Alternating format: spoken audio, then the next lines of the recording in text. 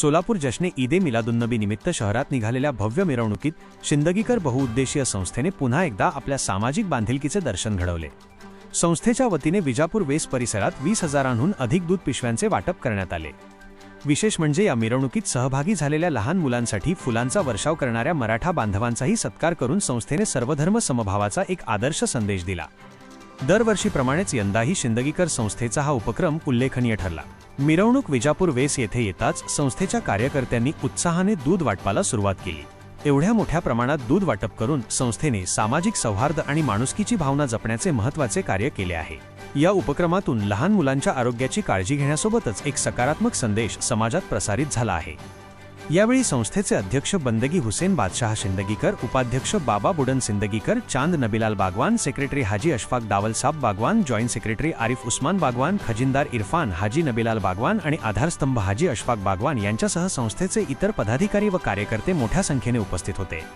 सिंदगीकर संस्थेचा हा अनोखा उपक्रम समाजासाठी एक प्रेरणादायी उदाहरण ठरला आहे।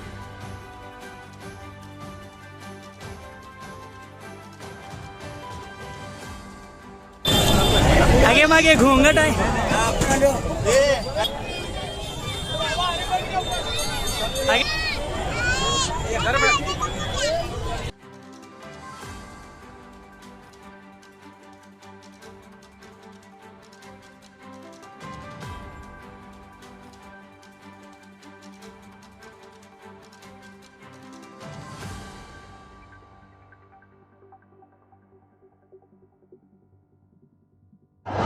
अस्सलाम वालेकुम।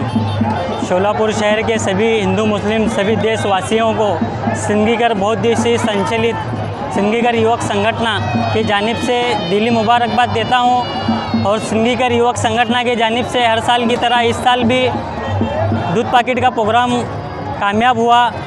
हम हर साल इस तरह ही काम करते रहते हैं। ईद मिलादुन्नबी के मौके पर दूध पैकेट तकसीम हो गए। तकरीबन 25 से 30,000 दूध पैकेट वाटप हुए। अस्सलाम वालेकुम। सिंदगीकर युवक सामाजिक संस्था की तरफ से हर साल की तरह इस साल भी दूध पैकेट का कार्यक्रम रखा गया था बीजापुर बेस पर, जो अल्हम्दुलिल्लाह बहुत कामयाब रहा। हर साल करते हैं, हम आगे भी इंशाल्लाह करेंगे। और तकरीबन 25 से 30,000 दूध पैकेट का वाटप यहाँ पर किया गया।